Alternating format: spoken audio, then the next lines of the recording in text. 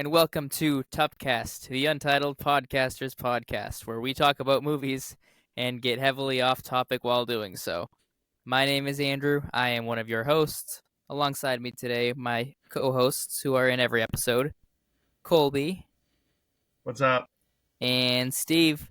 Hello. And in today's episode, for the first time in TUPCAST history, we actually are going to do what we said we were going to do in our previous episode. Although we took a hop between episodes, but we're still here. And to all of our loyal fans, no, we're not talking about Blade Runner. We're going to eventually talk about Mark Wahlberg, I'm sure. Maybe talk about McDonald's. But the big bulk of today's episode is going to be talking about a film you may have heard of. You may have seen it prior to the recording. None of us had seen it, called Taxi Driver. A 1976 Scorsese classic. Mm-hmm. Kind of. Yeah. Now, Cool. last All right. episode, Andrew mentioned he basically did the cliff notes for this movie. Yes, I did. I would like to reiterate that he did watch the full movie this time. Yes, and since time I have watched, it was pretty much the same thing. I'm not going to say I watched it twice, though. I was more in tune with it this time. Nice. Yes. So I think we're just going to start off with our thoughts on the movie, like what we thought it was before we watched it. So... Yeah, so I don't know if either of you want to go first on that end. I'll give it a run. Okie doke. My only knowledge base of this movie was basically that like one sequence of Robert De Niro with a mohawk, like talking to himself in the mirror.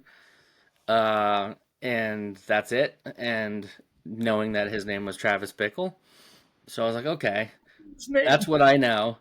And I thought, based on that it was a movie about, like, he's a taxi driver and some event happens that causes him to, like, need to seek revenge. And, like, it's the movie of following him to this revenge through his taxi driving sequences. And I didn't know much else. But that's what I built it up to be, is, like, a revenge story.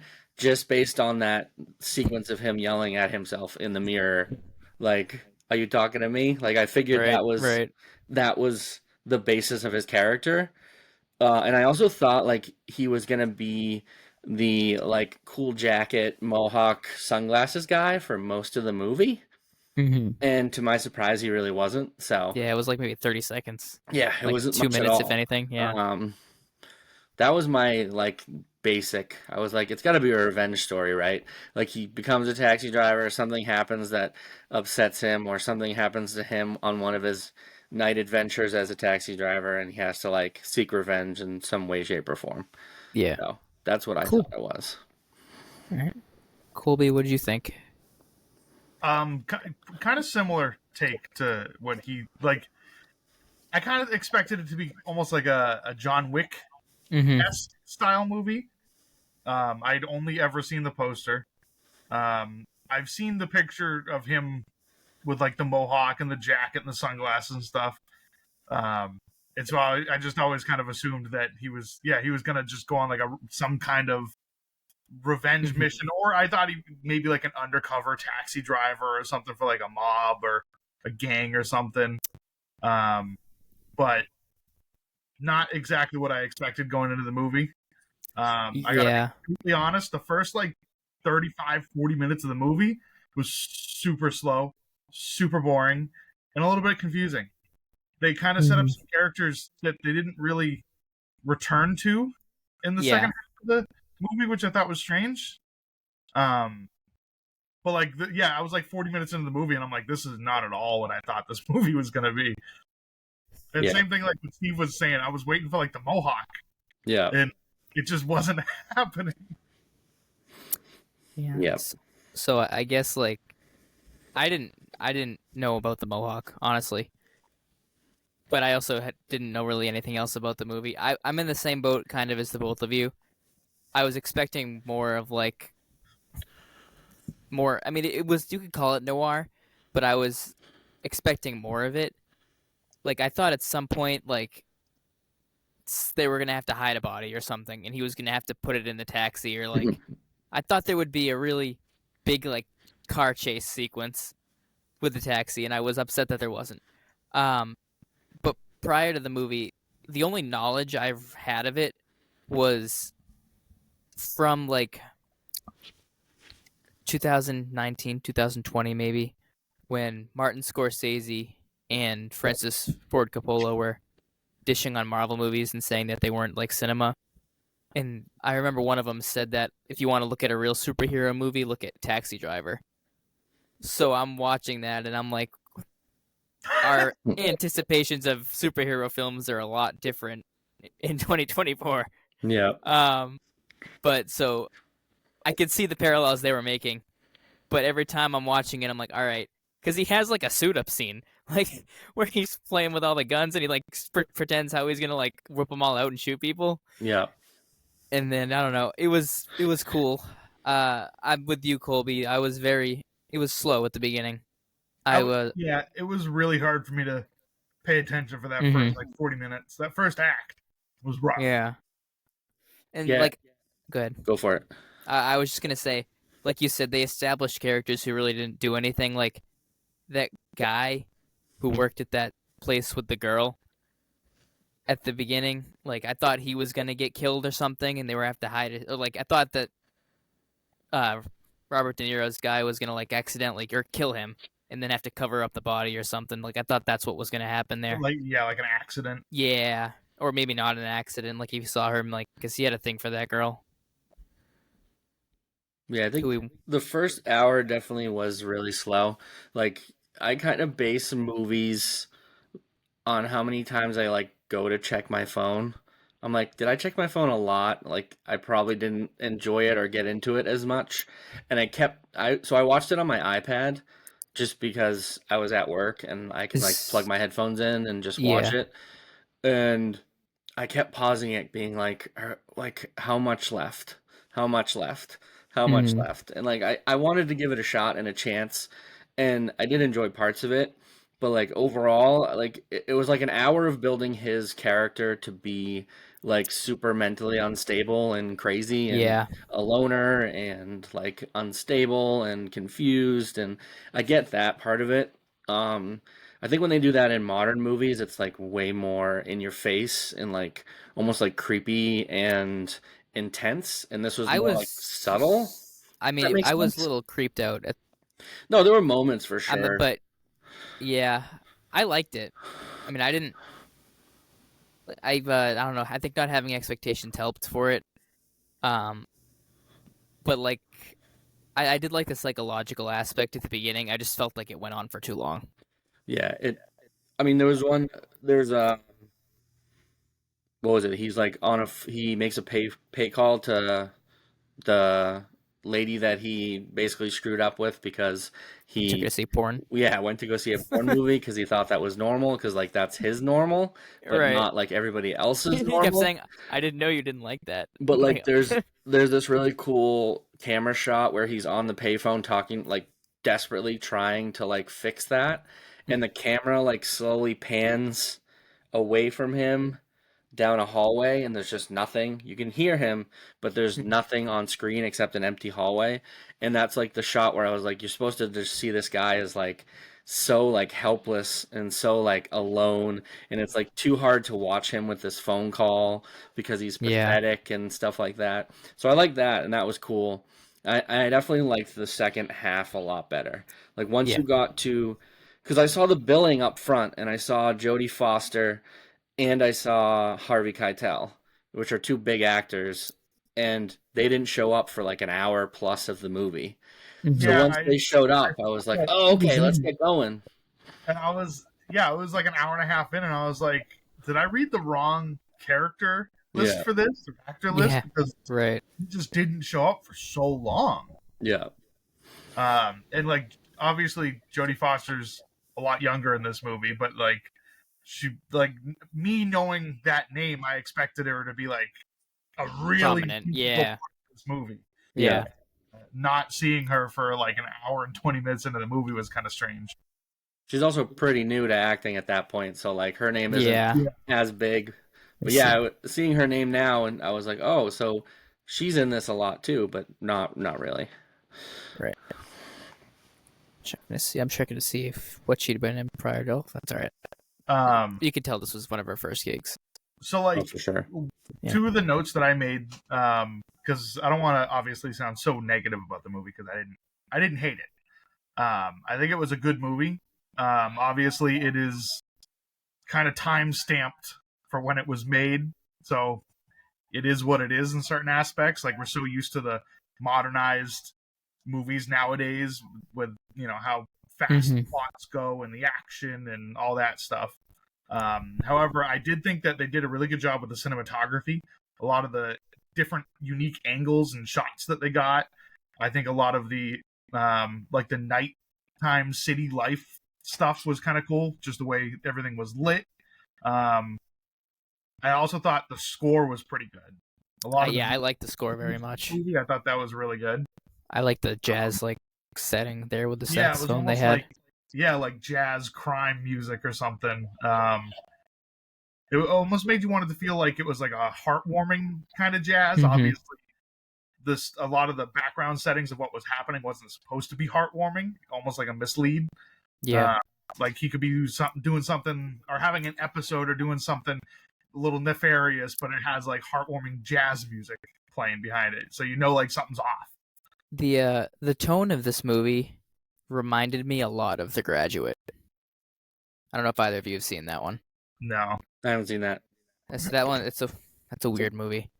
I had to watch that when I was in music and cinema, and it's about this guy. He's graduating college, and he ends up having just an affair with an older woman, and then he ends up getting feelings for her daughter, but like it's the same kind of like loneliness kind of vibe to it there. Like he keeps trying to get something, and then like once you have it, what do you do next?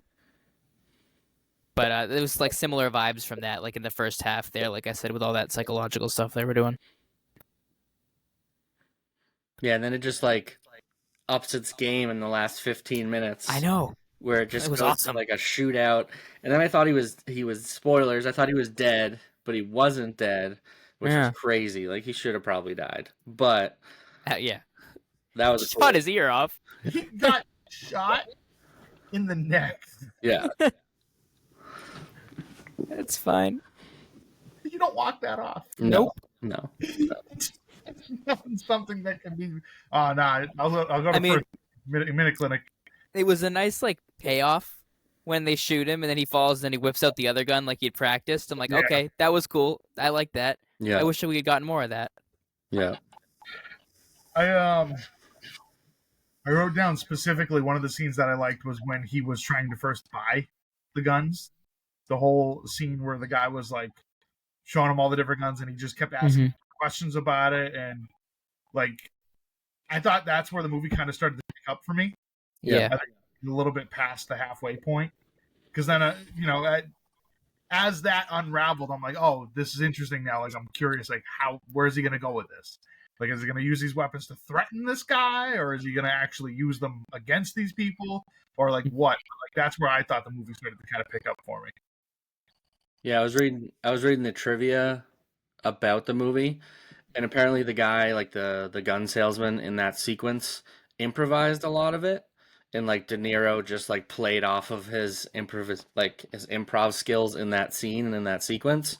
So like he was only supposed to do guns, but then he says like drugs and stuff like that. That was all improvised completely, and they just left it. That stuff was pretty good. Like, That was. Did you guys catch the Scorsese cameo?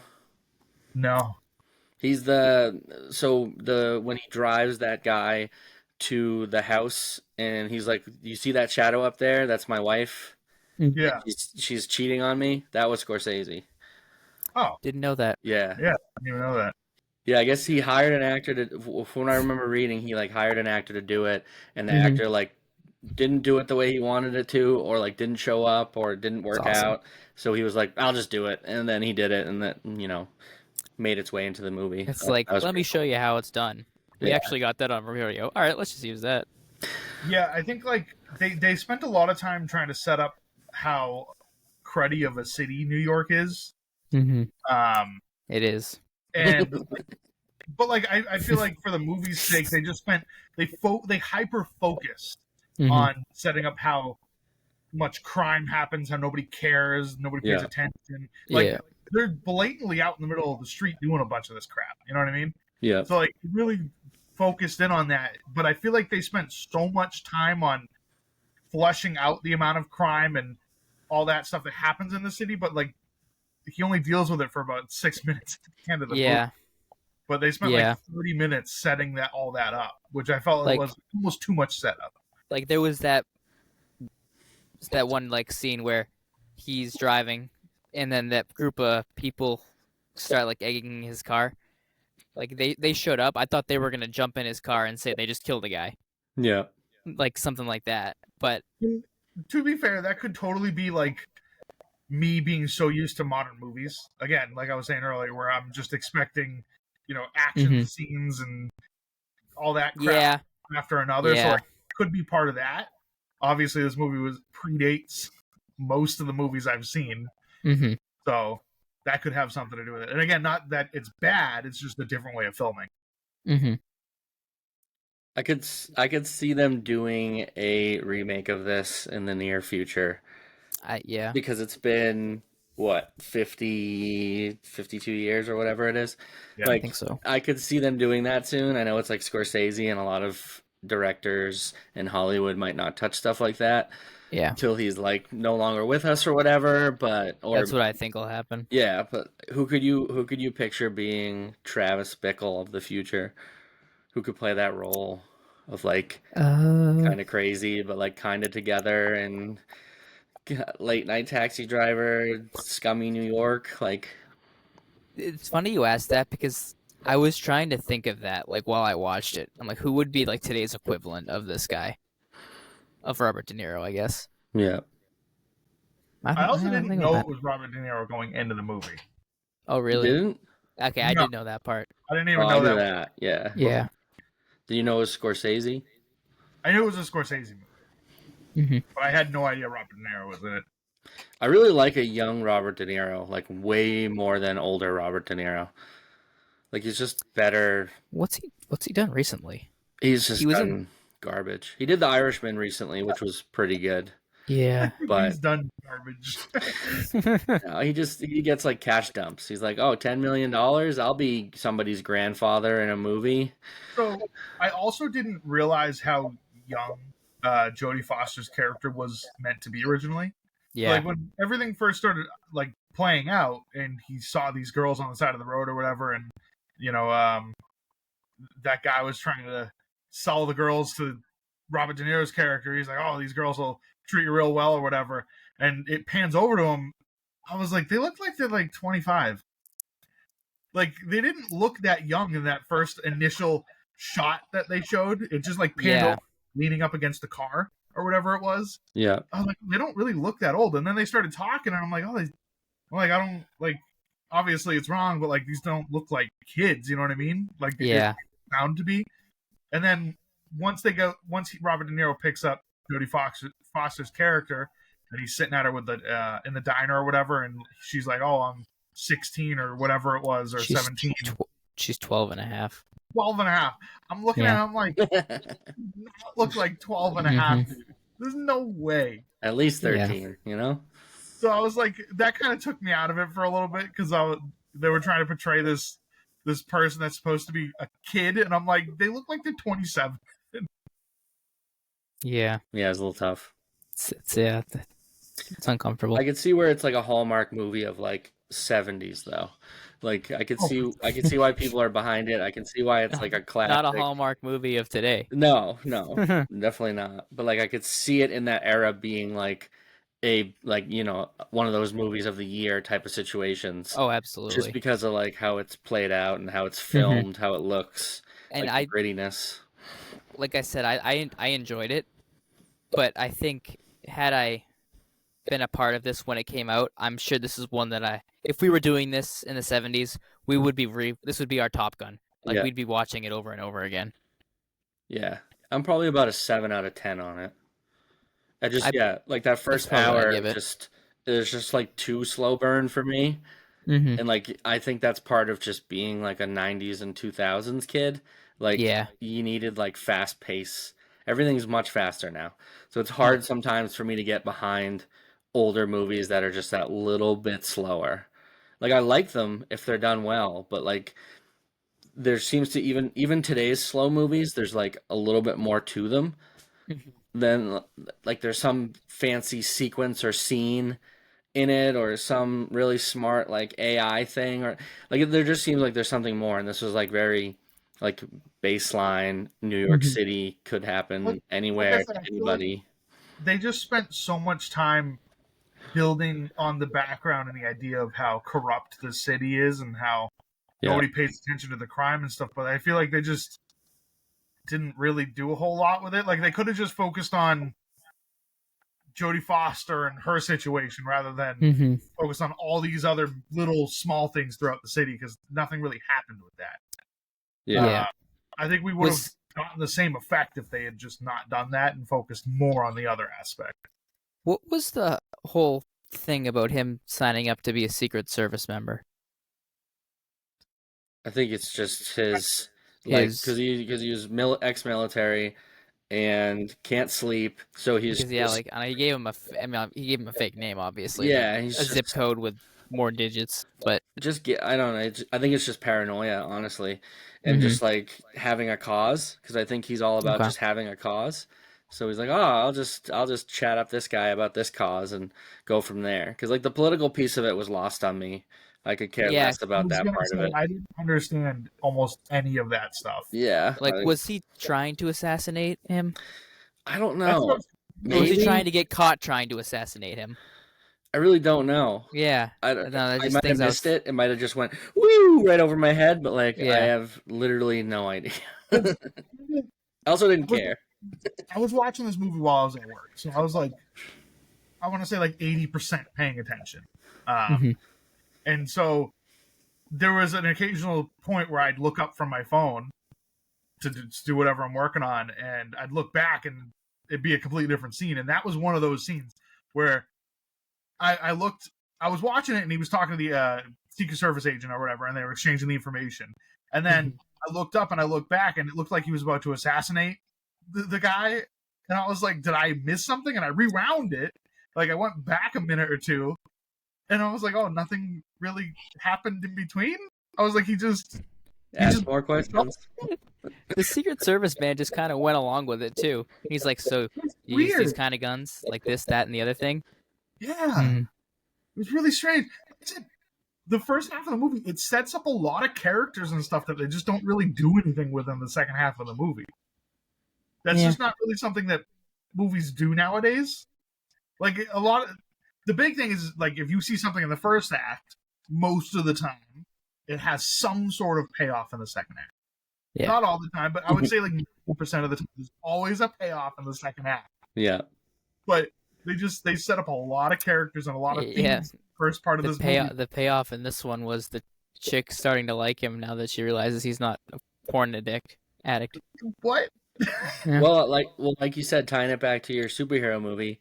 I mean, ultimately, he was the superhero in the end because he killed the bad people who were running the prostitution ring, basically. So now he finally got to be what he wanted to be, which is like a good guy and a hero. I think ultimately that's what he's trying to be. He just doesn't know how, and then he finds a cause, and he fulfills the need in the cause. I like how we had like a squad of taxi drivers. Yeah, the diner scenes were I like those ones. Yeah. They're all weird, but I was like, I want to hang out at the diner. Yeah, like this is cool. Yeah, like I think that'd be fun. All right. 7 out of 10. I think that's what I would also give it. A 6 or 6.5 out of 10. I think that first hour really drags it down. Yeah. It's also 2 hours? Like it could have been like an hour 40, and I would have liked it better. Like I felt that 2 hours. Yeah. So I like to do because usually when I'm watching things, like I'm on a crunch for time, which wasn't the case with this one. But what I'll do is when I'm watching the movie is I'll like scroll to the end and see how long the credits are, so I know when the movie's like actually gonna end. Um, and I don't know where I was going with that thought. I just the rest left of that. The rest of that just left my mind. See So how long it actually is, because like the yeah, runtime is including credits, whereas right. so the That's runtime isn't probably actually accurate. finishing my thoughts. Because I mean, some people watch all the credits. I do not. No, I don't either. Like, I see that black screen at the end and the TV's off. And there are some movies that have long credit sequences. Yeah, like Star Wars TV shows on Disney Plus. Dude, Or Marvel. Star Wars TV shows. Oh my god! Don't even get me going. It would say a runtime 47 minutes, and the episode was 26. Yeah, no, Yeah. it's like they have to do the Disney intro at the beginning, then they do a flashback to last episode, and then they do a Star Wars Disney Plus intro. The show starts, and then there's like 10 minutes of credits at the end. And I'm like, what are you people doing? And they do it in like every language known to man. But it's worse because at the beginning it gives you the skip option. You can skip Yeah. all three of them separately, but you can't do them all at once. It pops up Yep. every single time. So I stopped watching them. Yeah, the only credits I end up watching are for like the Marvel movies or whatever when there's a post credit scene or something. Yeah. Yeah. Even then, it's only because of that 10 seconds of footage at the end. Otherwise, I would bounce. Which is never worth it anymore. It's Yeah. never worth it. But No. we still do it. I saw arguably the worst post credits scene of my entire life in the last few weeks. But I'll get to that later. Just keep it tapped right there. Interesting. Any more Taxi Driver references? Well, so I was gonna say not directly to Taxi Driver, but what is our next movie after Taxi Driver that we're supposed to watch? I'll get. It might have been Alien. Let me see. No, you did your homework. We don't need to hear it. I watch Aliens. So I'll watch Aliens 3 if that's the case. So I'll have a 3 movie knowledge run. Yeah. So the next one was Alien. Okay. Which is going to be followed by The Thing. Ooh. And then Groundhog Day. We picked what, 5 movies to we watch? have We had 10, didn't we? 3. Or was it 10? It looks like we have 8 here. 1, 8, 2, 3, So, 4, 5, 6, 7, were we gonna 8. try to rank these all after we saw them? Like, I mean, yeah, in 2028, by the time we finish them all, we definitely can. Mm-hmm. Well, because I was gonna say, so like after we watch Alien, are we gonna try to decide if we think Alien's better than Taxi Driver? Or Yeah, we can do that. Yeah. Keep like a running tally. Yeah. So let me. My idea is because we're gonna try to do like every other week essentially. Yeah. So I figured if we did one of these movies once a month, and then the other one we do like a list or like a movie in theaters that we all can go see. Yep. I think that makes the most sense. I don't think everyone wants to. Not that anybody listens, but wants to hear about old movies that we haven't seen. Like some new stuff would be cool. Yeah. I got mad stuff. Speaking of new stuff, I did have seen some newer things. I have too. We can discuss those. Well, I gotta go to my new segment for this. Oh, okay. Yes. My new segment, because I was thinking about this. If it wasn't for Lego, this wouldn't exist. Correct. Because we all started working at Lego together. So I figured some movies will have this applicable, some won't, but then there's questions around it. So my new streamline idea is there Lego sets for Taxi Driver? So there aren't. No. Just in general. But some movies we do will have Lego sets, so we could actually discuss whether we would get them or what they missed or what they need to have or what you're happy about or what minifigure you would want from that movie. But then I was thinking the movies that don't have Lego sets, if there was one sequence or one character or anything like that you'd want to see or would want to have, that would be cool. I came up with 2 for Taxi Driver. Okay. I was just out of first simple one, $25 Speed Champions Taxi with a Travis Bickle figure. I was literally thinking the same thing. I was like, I would buy that. just a taxi cab with the character would be all I would need. Yep. I think Like that's the perfect one. The Fast and Furious and the James Bond one, like that's perfect. Yep. And you get the Travis Bickle with like the sunglasses and the mohawk, like that version of him. And then my other slightly way out there one was the diner with all like the taxi drivers, and you just get a couple taxis that sit out front, almost like a modular building that we've had. Yeah. So I'd be thinking kind of like a taxi, and on like maybe the road place they have, and have it kind of built up like a New York like gang style street, which the company would never make, which they would never make sets for this movie. No, but that's what's fun. But hypothetically, if they did, that's what I would want to see there. You could do a cool $60 diorama almost of the hallway murder. I was gonna say with a taxi in like the city background or whatever. But yeah, the hallway murder works. You could do a diorama. Just a tight quarters, tight shot diorama of the hallway murder. Yeah, for sure. I'd like that. That could be a nice GWP. Yeah. I don't know if we're gonna get the approved underage prostitute stuff included in it. I think we could pull that off, you know? No.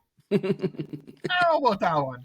I think the hallway murder scene might be pushing it. The prostitutes, I think, is a question. Absolutely. What if we do the diner on floor 1, and then we do the apartment on floor 2 where he gets all the guns? So that could be our like selling apartment where he gets all the ammunition and stuff. So I'm checking Lego ideas right now to see if this is on there. I have to say, I don't feel confident you're gonna find anything.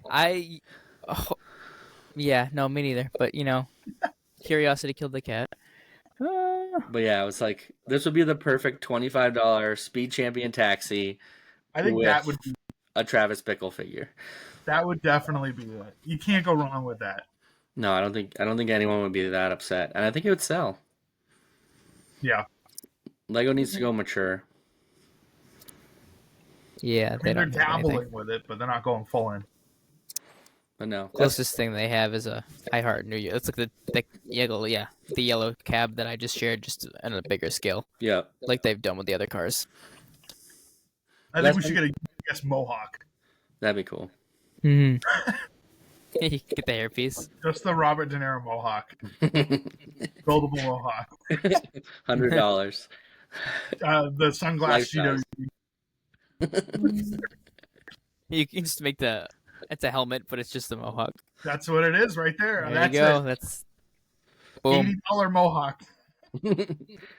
Then they'd come out with a Yondu Mohawk. Yeah. Buy that one. I would. If I could wear it. Mm-hmm. You can wear it. Mm-hmm. Sold. Yes. Yeah, that's my new segment. We'll have to explore that. I like that. I like it. Because some movies will have, like if Marvel movies we do, like they will have sets. Mm-hmm. So at least then there's the aspect where you can like talk about them and what they missed or didn't miss or what they need, that kind of thing. Yeah, mine's back there too.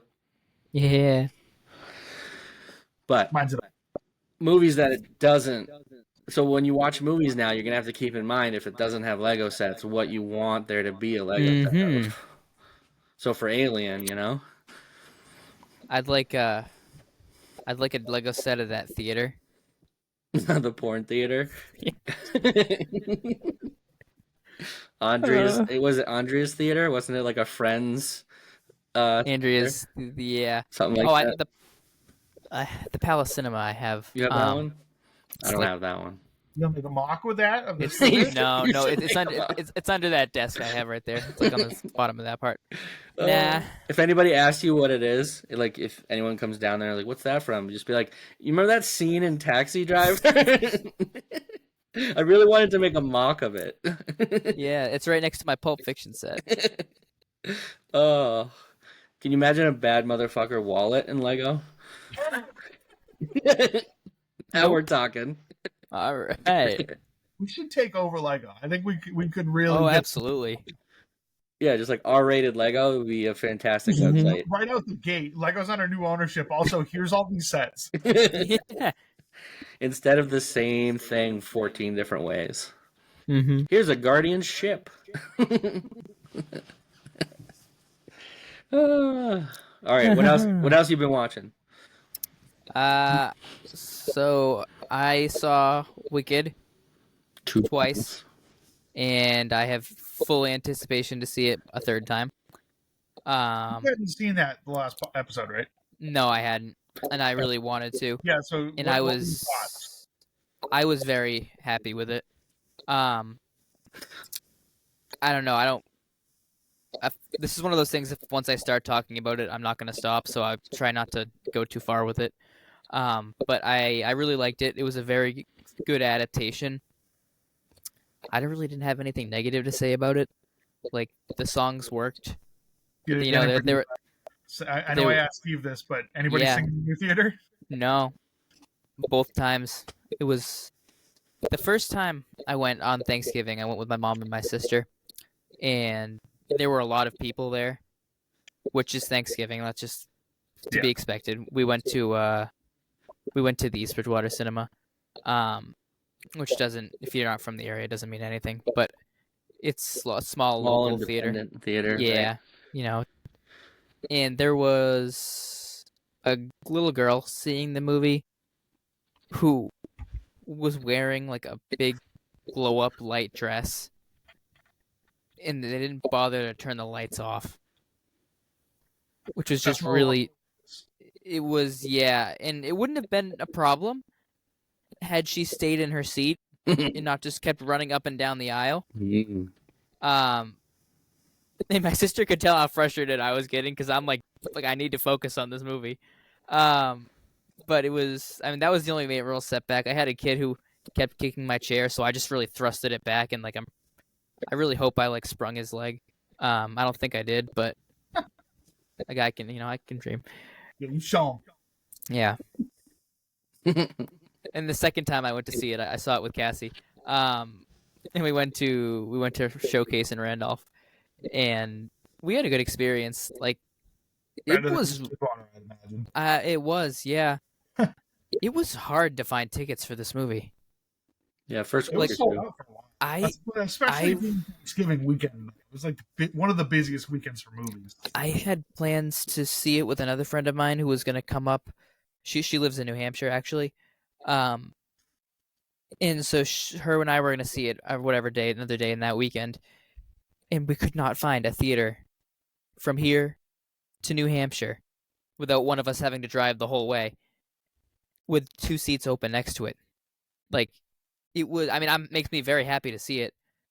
I cannot tell you the last time I saw a theater like that. Like, I want to say maybe Spider-Man No Way Home, but from my memory, it wasn't that bad.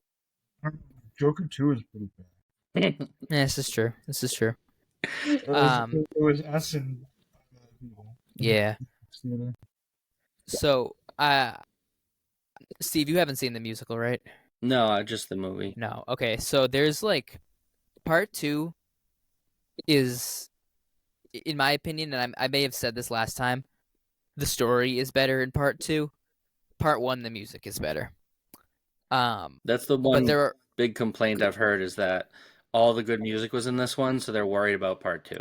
So yeah, and I saw an interview with Jeff Goldblum, and he said that there's going to be 2 original songs, new ones in this second part that the guy who composed the musical helped write too. So yeah, I love Jeff Goldblum. Yes. What is Jeff Goldblum? He probably doesn't even know what friggin' movie he was in. He might be, but casting him as the Wizard, to me, was the best choice Hollywood could have ever made. Because the Wizard is a clueless guy who pretends to know what he's doing. That's Jeff Goldblum. Jeff Goldblum. Yeah, no, I was very happy with that movie. Like I said, I don't want to go too much into it because there are a lot of reveals in the second part that are like big. It ties more directly into the Wizard of Oz story, right? Yeah, so like at some point in Act 2, it kind of becomes simultaneous to the Wizard of Oz. Gotcha. Like while Dorothy and them are going to see the wizard. Yep. It's like what the Wicked Witch is up to at that point. Yep. Okay. Like I don't want to say too much because I'll end up spoiling stuff. Is that next fall? Like it's only a year, right? Because they're it's going to be like Thanksgiving next year. Gotcha. Yeah.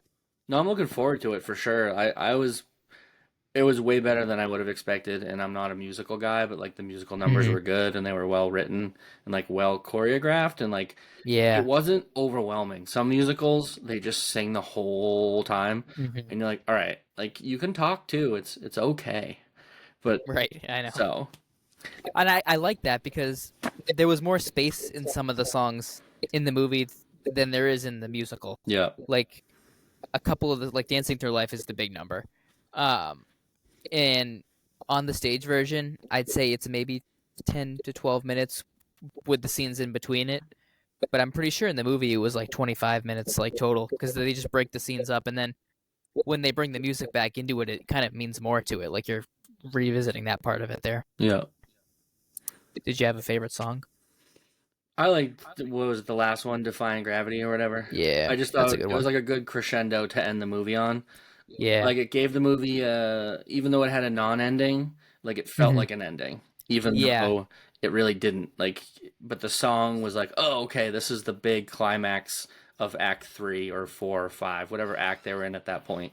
Hmm. So I liked that and I appreciated that, and like the singing was on point. So, and I guess Yeah, I like. with this movie, a lot of musicals they do like voiceover in studio, but I guess they recorded a lot of this like in the moment. So I Yeah, think that helped a lot. I agree. I'm happy they did it that way too. This like in the theater realm, this is like one of the top musicals that they need to do right if they're gonna do it. Yeah. And I haven't seen any complaints regarding that. And like I said, I don't have any either. So I'm happy they've done it that way.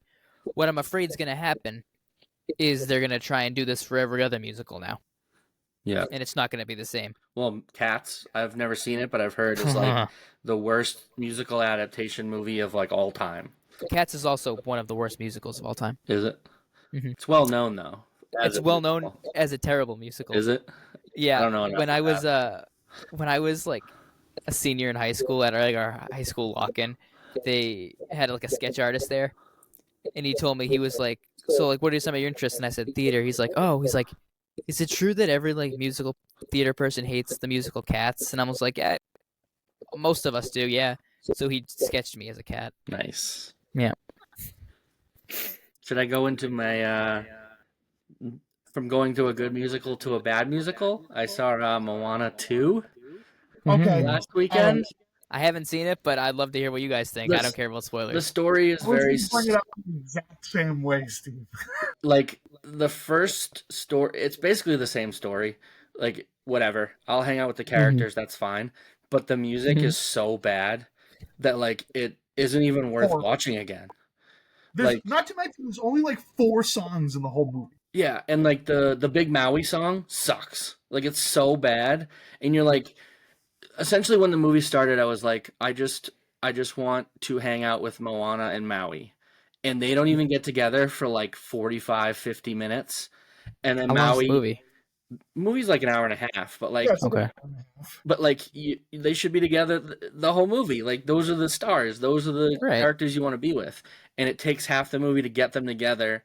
And then you get the start of the big musical song by The Rock, which obviously in the first one was You're Welcome, which was huge. And it's just such a downer. And like by the end, like the ending of it was kind of cool. And like, so you don't care about spoilers, right, Andrew? No. So she gets like, she essentially dies. And then she like comes back as a god and she gets her own tattoos. It's So kind of, it's kind of crazy that Disney went that way. I was like, are they really going to give a princess tattoos? Like that's like kind of a statement, which I appreciated. Yeah. But it was, and she earned them by the end of the movie. But I was like, what? We didn't revisit. Like it's just the same So- story, slightly different. Like Steve, nothing. you'll know what I'm talking about. Andrew, you won't. But That's okay. the movie kind of sets up this 2 villains throughout the movie. Yeah, One of them being the big bad all villain towards the end of the movie, the which Thanos guy, like the Thanos of it all. which turns out to literally just be a storm. Yeah, It's literally just clouds. It's and like Galactus in the Yeah. original Fantastic Four. not good. it's Yeah. just it was kind of pathetic. Yeah. But throughout the movie, there's this like vampire lady. She's Okay, pretty cool. and they set her up to be this like villain, and they keep talking about how Maui keeps referring to her how evil she is and how all the main characters need to stay away from her. Moana gets into the same room with her, and within 30 seconds they're best friends, and she's all of a sudden a good guy. Yep. Literally within 30 seconds. They twisted her to be the bad person for literally an hour, and then you find out she's just a slave and has to be bad in order to get free.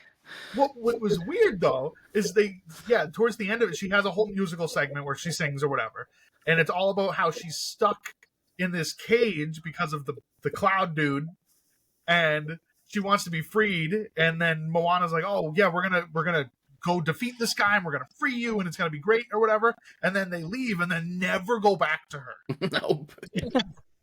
It's super weird. Well, they forgot about it. They do go back to her though. There's a post-credit scene. I wouldn't have known that because the second the lights turned on, I was. So halfway through the credits, because Amelia has been like Marvelized, where she's like, "Dad, do we have to stay till the end?" And I was like, "I don't think so, but like, let me check before we leave." Yeah. And it was like, there's one mid-credit scene. I was like, okay, we'll walk to the back and we'll just wait and we'll watch it.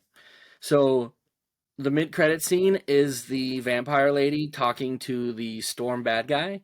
And she's like, "I did what I was supposed to do. You're supposed to free me now." And he was like, "No, you're not getting free. It's not going to happen. You're going to help me destroy her." And then Tamatoa, the like giant crab from the first movie, is also trapped there.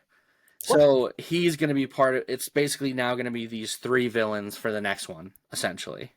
Interesting. That's not a post-credit thing. You didn't finish the story in the movie. That should have been in the movie. You know what I mean? That sounds like a good setup. I think it is a good setup. Yeah. In the movie, not a post-credit. Yeah. It should have been. It should have been that last sequence, and then the screen goes black, and then you can do a weird, silly post-credit scene. Yeah. Mm-hmm. But I will say, like, it was for 90 minutes. It was fine. I mean, I like hanging out with those characters. They added a bunch of new characters because she wants to sail again, but she wants to sail on a bigger boat, so they need more people to help with that. They need a bigger boat. But like, none of the new characters matter or make a difference. They're just all terrified and don't know what to do, and Moana's in charge, and all they're really trying to do is find Maui because he's a god and Maui can help, and then they get together. But like, it's essentially the same story as the first one: the storm monster or the giant green lady fire demon in the first one. So the way I kind of described it to people after I saw it was, this movie feels like they were making something to hold people over until the live action movie comes out. This feels like a straight to Disney Plus movie. Well, I think that's what it was supposed to be. Wasn't it supposed to be a Disney Plus series? Not that I know of. I think it was always planned to be a live. An official released movie. But at one point they were talking about doing a Moana Disney Plus TV series. But I also think that was during the time period when like people were like, "We're done with these Disney Plus series," and I think they like punted it and made it into a movie, and then they're doing the live action. Feels like a straight to streaming type of movie. It was a strange choice. If this came out 20 years ago, it would have been a straight to DVD kind of movie. Yeah. Okay. And to be bad, but it's not even in the shadow of the first one. No. It's like underground. Yeah. No. If the first one's a 10, like this one's like a 3 in comparison. It just doesn't add anything new, and like the newer characters do nothing. And because Lin-Manuel Miranda, who did the music for the first one, didn't do the music for this one, and he's apparently doing the music for Mufasa, the live action movie no one wants. So like, just should have just brought him back for Moana 2. It would have been a better movie. So that Mufasa movie, nobody asked for that. It'll still make a ton of money though. The trailer that I saw did not look terrible. No, I'll give it that. It didn't. It looks good. Come out and it's going to crack $1 billion. There's no doubt in my mind. It will. People are going to go see this movie. Yeah, it'll get nominated Best Picture. What was really funny was Lion King 1.5. Yep. I would love that. When I saw Wicked the first time, the theater that we went to only shows like one trailer before movies. And my mom thought it was going to be a whole bunch of trailers, so the movie actually started, and then there's a title card and it says Wicked Part 1, and my mom taps me and she goes, "Did it start?" And I was like, "Yeah, it started with this." She's just like, "Huh." I'm like, "Did you just think that musical number was a trailer for something?" Like, It happens okay. sometimes. Yeah, I'm like, "Okay, that's fine." Some trailers are built like that, where it's like Yeah. you don't get a cut, like a bunch of scenes cut together. You just get like 2 minutes of the movie, and they're like, "Come see our movie." Yeah. That's funny though. So Here's an exclusive look at Wicked Part 1. I watched another movie for the first time the other day, Titanic, and it was Die Hard. Oh. I've never seen Die Hard. Well, it's a Christmas movie, so It's yeah, And right time of I year. can officially say it is for sure a Christmas movie. Cool. with Hans. Yep.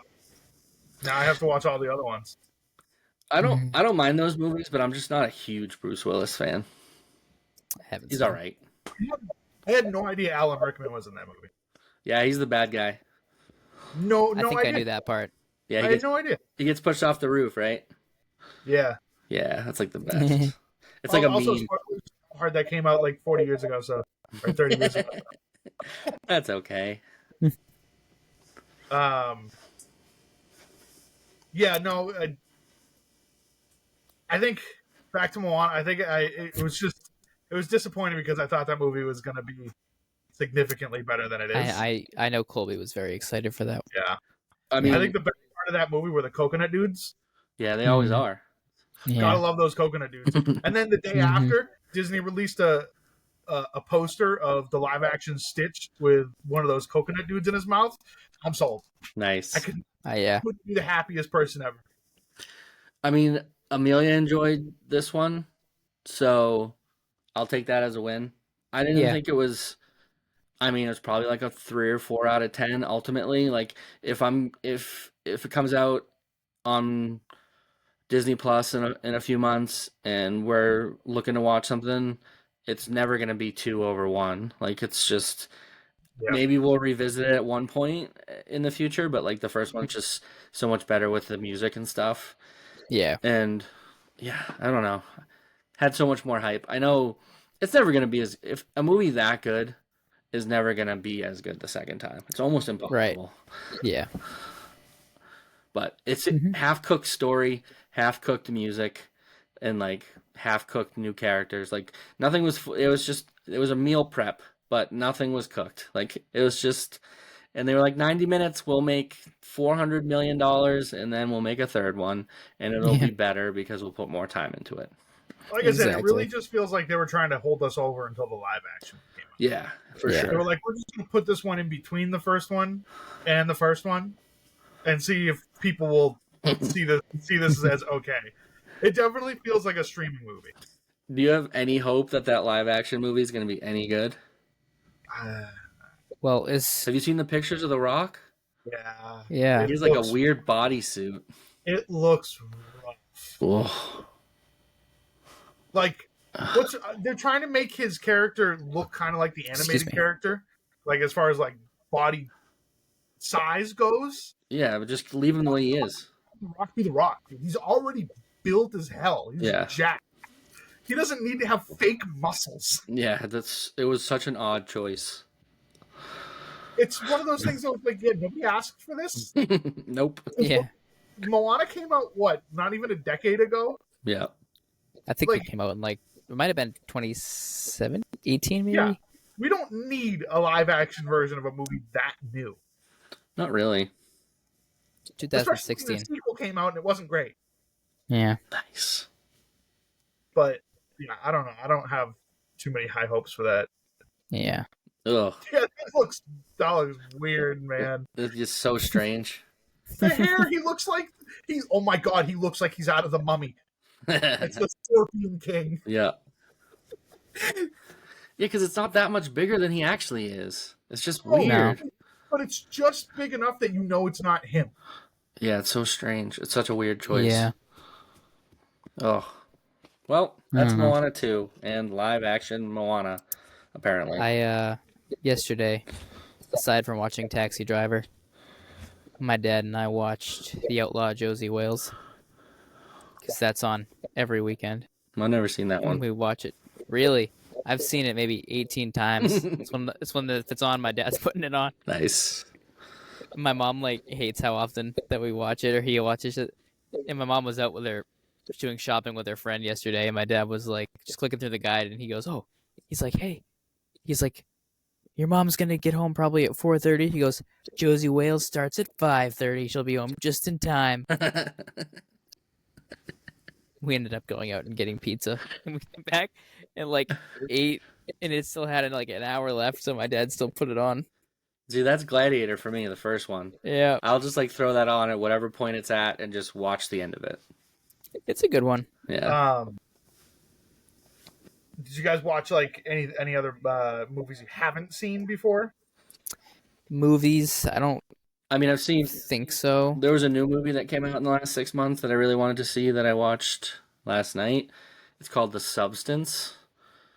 I think Um, The name sounds a familiar. couple of the movie podcasts that I've listened to have started talking about it because Demi Moore's in it, and like a lot of people were like, well, it's kind of her first big movie in a long time, and she's like really good in it. And it's one of those divisive movies where like you're either gonna like love it for its like artistic, unique quality, or you're gonna be like, what the fuck is happening? What am I watching? Please turn it off. Like, and I was in the first category where I was like, this is kind of like terrifyingly awesome. Yeah. Demi Moore is like an aging movie star who like hates herself and her image because she's getting older, and like she's getting pushed out of the spotlight for like younger, hotter actresses basically. And she like goes to the doctors because she has a car accident, and like the nurse is like, well, if you're struggling with mental health and all this stuff, there's this thing called the substance that you can try. And it's like this nondescript letter in the mail, and you like follow it to an address and you get this substance. And she like Interesting. injects it into herself, and there's like a system and a routine. And basically how it works is that she injects it into herself, and then she gets to be young and hot again for a week, but then she has to go back to her regular body for a week, and she like rotates every. I've seen a trailer for that. Now that you're talking about it, I do Interesting. remember Yeah. that. So like, but it's no, all no. the whole movie is like body horror. So like when she injects herself for the first time, Margaret Qualley is like the actress who plays like the younger version of her, and she literally crawls out of her back, like her spine splits in half, and she like crawls out, and now there's two bodies because they're like from the same body. So like it's for an hour it's just like she's one way for one week and one way for another week, and she's like miserable, old, and depressed, and then she's like hot and young and thriving. But then of course like there's rules for the substance. Like you have to feed the body that's not alive for the week that you're alive. And if you don't, bad things happen. And if you try to go for more than 7 days, bad things happen to the other body. So like the one of the bodies starts to develop was it necropsy, when like the her finger starts to like turn all black. So then every time they like extend it, so it's like every time she wakes up from the substance, like more of her body's just like deformed essentially. And it's just one of those like crazy, insane back and forth, like trying to stay relevant and young while being old and depressed, and going back and forth. But the acting is insane. But like the body horror, the blood, the gore, the organs, it's crazy. You either love it or hate it, and I was more towards the love portion. Interesting. Yeah. I watched two. One I watched on TikTok, but I watched like through most of the parts, I think. I saw Click, the Adam Sandler movie, which was good. When you There's a say lot. you watched it on TikTok, do you watched it in 30-second intervals? Like, what do you mean? More like 2.5. minutes. You watched a whole movie in 2.5-minute intervals? I watch Law and Order on TikTok like every day. Oh my god. Yeah. I don't even have Damn. TikTok. And then, so I watched Click there. A lot Nice. more. I don't know. Either of you seen that one? Which one? No. Click. Yeah, I've seen Click. Long time ago. That was a lot more serious than I thought it was gonna be Yeah, at the end. yeah, it's dark. Adam Sandler has like deep, dark dramas at certain points of his career that you're like, whoa, that's crazy. Yeah. And he's good at them too. Right. And then the other one I watched was Whiplash. Oh, it's a drummer movie, right? That was a great movie. Yeah. Yeah, Miles Teller. And J.K. Simmons. Yeah. So good. I haven't seen Great that in a long time. I'm sure it holds up though. Yeah, I hadn't seen it, which I'm a drummer, so I was kind of like, I don't know how I hadn't seen that before, but it was, I was like, the whole time I was glued to that. Nice. Yes. I watched for the first time Employee of the Month. I think I told you guys about that. Yep. You told this, I don't, yeah. I had seen a random, I think it was either it was on Instagram or something. I saw a 30-second video of a clip of the movie, and I've never seen a clip of a movie and gone, oh, I'm gonna go watch that. But I was at work and I saw a clip from the movie, and I'm like, you know what? I'm gonna look this up and watch it. And it was a funny movie. I can't believe I'd never seen it before. Andrew, have you seen it? I haven't. I think we may have talked about it, but because it's recent, right? No, it's like 10, 15 years. Oh, 2006. Yeah, it was like, I was gonna say mid 2000s. I might have. Well, it's 18 years ago. Yeah. Well, I mean, to be fair, it's what, Dane Cook and Jessica Simpson? Yeah. So I haven't seen it, but I definitely know of it. It's definitely worth watching. It is a very classic early 2000s comedy. There's the two employees competing to be Employee of the Month in a Costco, win over the heart of Jessica Simpson, a new cashier. Yep. And you could not get more 2000s. Yeah, and they compete in different activities and contests to try to become Employee of the Month. And they end up pulling pranks on each other and trying to sabotage each other. But it is definitely a funny movie worth watching. I didn't expect much of it, but I ended up really enjoying it. So I've only been to. You say it takes place in a Costco? It's pretty much a Costco. They call it something else, but it's a Costco. I've been to Costco once in my life, and I do not need to go back. You got like PTSD? Yeah, today my mom was like, "Hey," she's like, "I'm going to Costco to get some stuff. Do you want to come?" And I was like, "No, I don't. Like, I love you. Like, this is like the 10th thing she's asked me to do today." I'd be like, no. And then she gets back home, and she says how it was like empty. There was not a person there. It's hard to buy in bulk for Christmas, right? Yeah. Except she was getting food. You get mayonnaise, and you get mayonnaise, and you get mayonnaise. Kirkland, here we are. It's a stocking stuffer galore. One of the other movies I watched, too, which is also a 2000s comedy, White Chicks. Oh, that's a great one. That's my dirty pleasure, dirty secret movie. I love that movie. Never seen it before. That movie was... I love Terry Crews. It was hilarious. Yeah, well, that's the thing. I'd seen so many... Like, I've known about the Ted Cruz memes or whatever that are on the internet. Never knew where they came from. Not Ted Cruz. And it was definitely worth watching. Mm-hmm. Yeah, I mean, anything Wayans Brothers early 2000s was like comedy gold.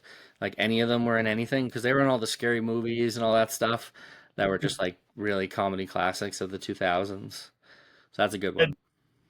As a correction, like Andrew said, not Ted Cruz, Terry Crews. Terry Crews. Not Ted Cruz. Giant guy. Very different people. Or Tom, for that matter. Or Tom. Different spelling. Cruz, but yeah, no, it was a funny movie. Nice. That is a great movie. Either of you guys watch Only Murders in the Building? It's on my list to watch, but I have not watched it yet. I've heard it's really good. finished season 4. I think season 4 was the best they've done. Is it? Yeah, They got a lot of cameos, right? That's kind of what it's I known mean, for. it's Martin Scorsese and Steve Martin, so like they know everybody in Hollywood. Wait, Martin Short, you mean, right?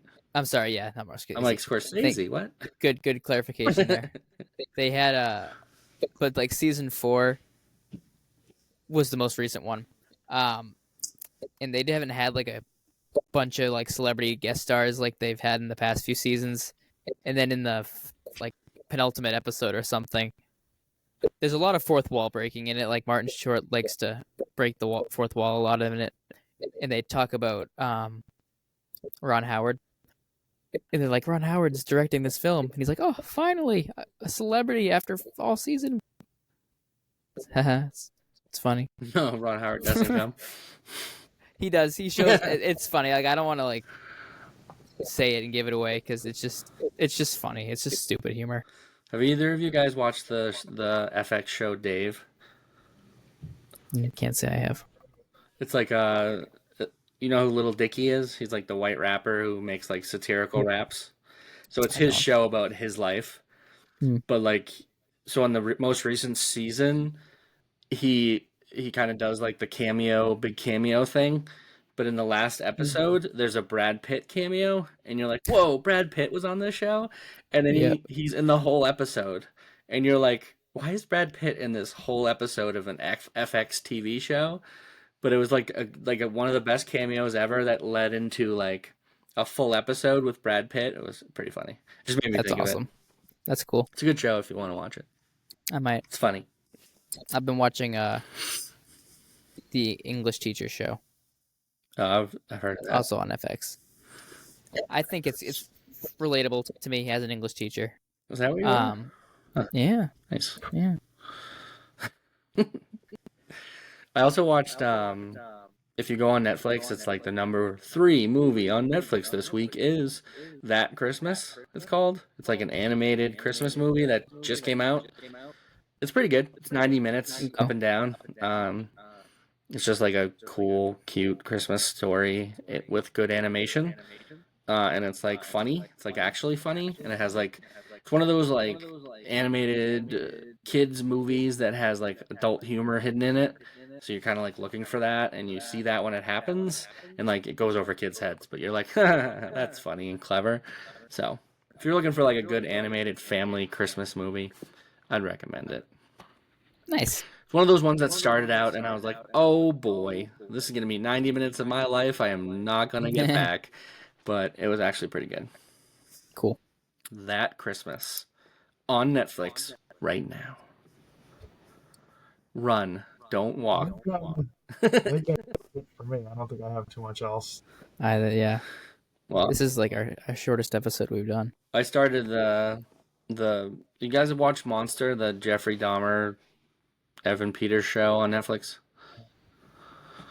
I watched Dahmer. Yeah, that show. Oh yeah. But I started season 2, which is the Menendez brothers. Oh god, I didn't know they did season 2. Yeah, so it's been up for a couple months. I just haven't started it. But me and Kate burned through the first 6 episodes this morning, and we got 3 left. So I'm gonna go back to that and finish the whole series today. Pretty good. Is it like as creepy as the Dahmer one was? Because that one was, I was very uncomfortable watching that. It's not as creepy. It's more disturbing. Okay. So I mean, Dahmer was very disturbing too, but yeah. But like Dahmer was, because you follow around Dahmer and his character is just very creepy and awful. Whereas like the Menendez brothers, they did a terrible thing, and the awful part of it is like what happened to them that led to them doing that awful thing. Okay. So it's not them being like disturbing and uncomfortable. It's like what's disturbing and uncomfortable is like they did this horrible crime, but it's because of all this terrible stuff that happened to them. I remember when the Dahmer show came out. I think, Steve, you were the one who told me about it. Like you said, you and Kate watched like the first episode, and you were like so like scared, like you thought he was going to show up in your house or something. Yeah. And so I was watching. I put it on like when my parents went to bed, and my dad was like, "Why are you watching that?" Like I didn't know the extent of how bad it was going to be. Yeah. And I like shrieked or something. Like he was like upstairs in his room. And he's like, I don't know why anyone in their right mind would be watching that. Like the opening like 20 minutes of Dahmer is like the worst 20 minutes, the creepiest, most uncomfortable sequence in the whole show. Yeah, And they get you right away. they do. So. When I like never like felt more bad for anybody in my life at the end of that episode when he meets the sign language kid. Yeah. I was like, rough. no. Killing a deaf guy. It's the only time I've yelled at the TV. It's not true, but it was one of the times. Like, come on, no, please. I know you can't hear me because you're deaf, but come on. He won't hear you coming. All right. Well, I think that we're talked ourselves out of all the things we've watched. So our plan for the next episode, we're, as Steve mentioned earlier on, the next movie we're gonna watch is gonna be Alien, which Colby and I will try to watch. That's a good one. You'll like that one. I think I'm anticipating liking it more. I'm a big paranormal guy, supernatural stuff with alien stuff. So I'll put it out there just because I've seen and heard and like listened to podcasts about Alien. The hotly contested debate about Alien is whether Alien or Aliens, the second one, is better. Mm-hmm. So if you really like Alien, Aliens is like, in my opinion, better.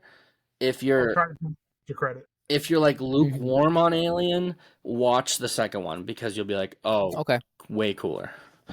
Okay. I mean, the first one's called Alien, so there's an alien. The second one's called Aliens with an S.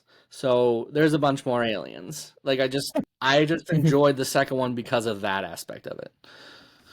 But that will not be our next episode. That's going to be the episode after our next one. Because our next episode is going to be reviewing our top movies of 2024. And then we're going to go revisit our Final Fantasy predictions we made at the beginning of the year. So recheck that episode. I know there are a couple of films that did not get released in 2024 like we thought they were gonna.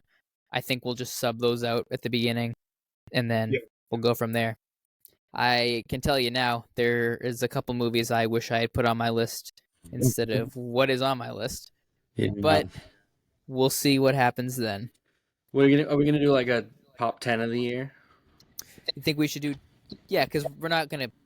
We can use the same movies for that one. Yeah, so that'll work. I just don't think I'll be able to whittle it down to 5. I feel like I have a decent list of like probably 15 or 20. I've been thinking about it. I'll have to cut down. So. Joker 2 and Venom 3 at the top of my list. Yep, me too. I actually have Joker 2 on there twice. Mm-hmm. It was that good. We're gonna not do that. Yeah. Alrighty. You sick next episode. Really. I have Joker 2, 7, and 9. Oh. Depends on which day of the week I watch it on. There you go. All right. Anyone else have anything else? No, I think that about sums it up. Well, then we'll circle back to Alien hopefully in about a month or so. Yeah. A couple weeks. But then we'll also have to do another fantasy. That's right, for 2025. So we'll do. So our next one's going to be the 2024 wrap up. Yeah. The one following that will be Alien, and the one following that, which would be probably mid-January, will be our predictions. 2025 predictions. I think that makes sense. That sounds Look like at us with a plan. Yeah. Look at that. Get to it. Now we just have to fulfill it. Yeah. Hey, we did pretty good. We have the plan. Which was good. We committed to tonight, which was good. Yes.